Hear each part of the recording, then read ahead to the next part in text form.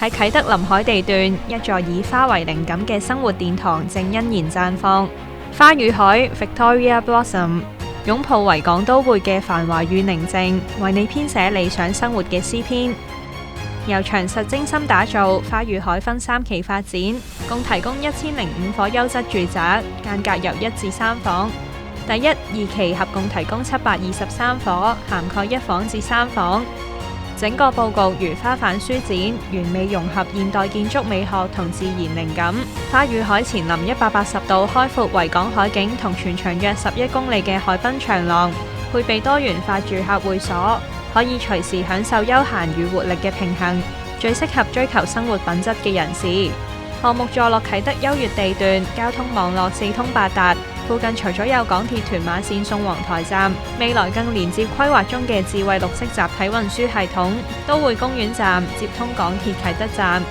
對自駕人士嚟講，未來連接西九龍同將軍澳，包括中九龍幹線在內嘅6號幹線，亦進一步強化咗啟德嘅交通網絡。到時由九龍灣去西九龍只需約5分鐘。無論係商務出行定城市探索，都暢行無阻。花與海以維港都會公園圈為設計概念，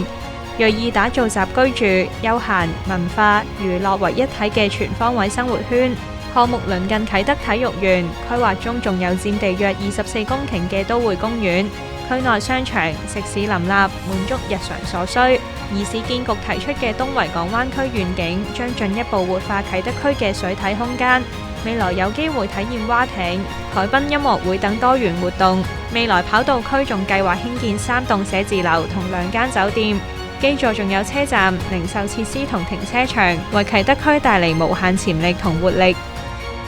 項目位處優質校網，匯聚多間知名中小學，為下一代提供優越教育資源，成就學業與成長嘅無限可能。花與海係繁華與寧靜嘅交匯，共同見證啟德新篇章，展開海濱花語生活。